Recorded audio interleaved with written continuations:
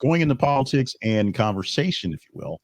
Number 8 has a headline with Trump returns to site of Pennsylvania assassination attempt for major swing state rally. You're watching the video, you see the picture, and you see crowd size. This is the crowd gathering, we're prepping for the actual Trump rally, and this is a pretty big crowd that was set up for this one. As they actually expanded the perimeter, they made more space because they knew more people were coming to see this thing, and they made a big spectacle out of this one.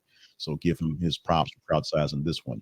But Donald Trump came back to Butler, Pennsylvania, scene of the crime, literally, where he was the assassination attempt happened in July, held a major rally rolling up towards the election, 29 days as of today.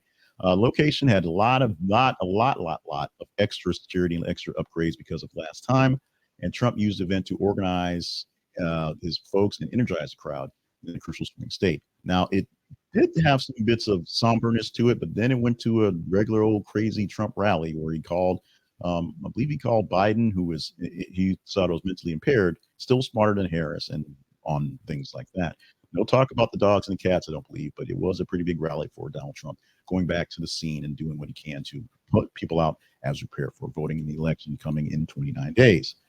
With that, we transition to story number 9, which is Kamala Harris using her platform in some new ways, and Kamala Harris specifically going on the Call Her Daddy podcast to slam Donald Trump on his abortion claims. Now, Harris appeared on Alex Cooper's podcast, and it went out on the air, went out on the internet webs yesterday on Sunday. So you see clips of it all over the place right now.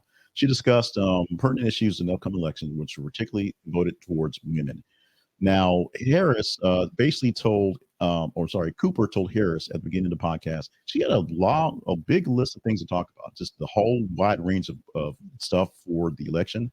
But she focused on the things her audience would care about, which were reproductive rights, problems facing women, things like that. So it could have went on fracking, could have went on the migrants, things like that. But she focused mostly on women's things for the podcast because she's a podcast for women. It may have started off as a Bleacher Report or one of those things like that, and kind of the crass kind of thing. But it's basically a women's podcast, sort of from a man's sort of perspective.